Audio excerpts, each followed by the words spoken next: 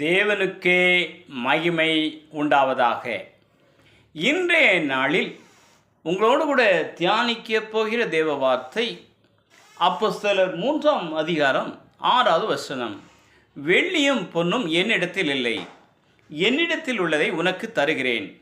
நசரேயனாகிய இயேசு கிறிஸ்து நாமத்திலே நீ எழுந்து நட. வெள்ளியும் பொன்னும் என்னிடத்தில் இல்லை, என்னிடத்தில் உள்ளதை உனக்கு தருகிறேன்.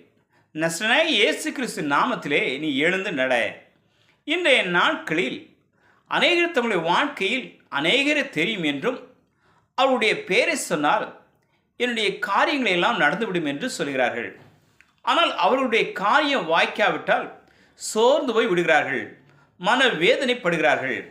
அவர்கள் ஆண்டவராகிய இயேசு கிறிஸ்து நாமத்தினால் மட்டுமே வல்லமையும் அதிகாரமும் அற்புதமும் நடக்கும் என்று அறியாதவர்களாக இருக்கிறார்கள்.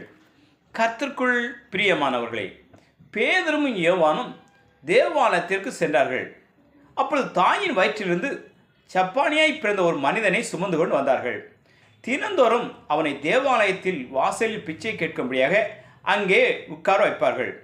அப்படி இருக்கும்போது ஒரு நாள் தேவாலயத்திற்கு யோவானும் பேதுரும் வரும்போது அவர்களிடத்தில் அவன் பிச்சை கேட்டான். அப்பொழுது பேதுரும் யோவானும் அவனை உற்று பார்த்து, எங்களை நோக்கி பார் என்றார்கள்.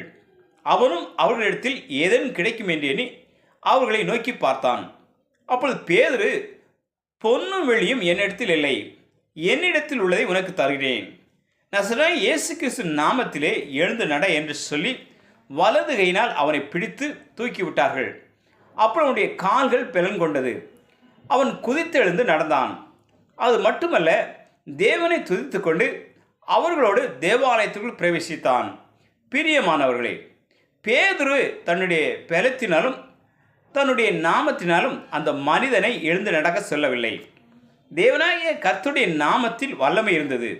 அவரே எல்லா காரியத்திலும் அற்புதம் செய்வார் என்று அவருடைய நாமமாகிய இயேசு கிறிஸ்து நாமத்தினாலே எழுந்து நட என்றார். அவருடைய நாமத்தினாலே அந்த மனிதன் எழுந்து நடந்தான். இன்று உங்களுடைய வாழ்க்கையிலும் யார் எனக்கு உதவி செய்வார்கள், யாருடைய பெயரை சொன்னால் எனக்கு உதவி கிடைக்கும் என யோசிக்கிறீர்களா?